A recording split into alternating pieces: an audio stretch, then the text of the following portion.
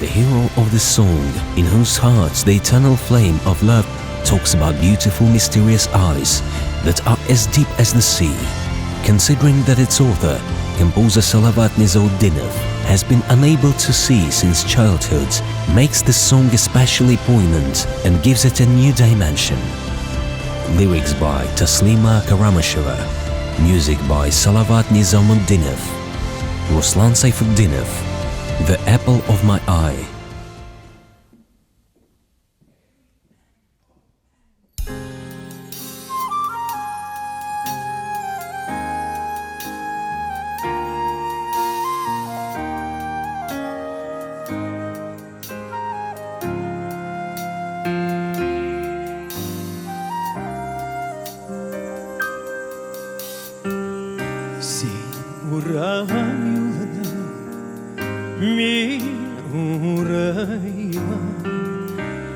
Izlerine tügen göz nura Sin sulavan yaznemin sulima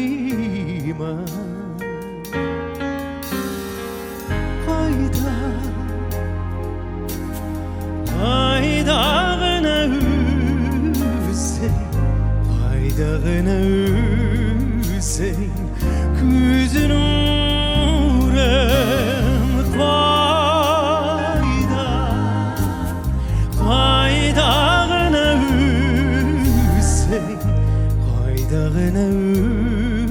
Hüseyin, gözün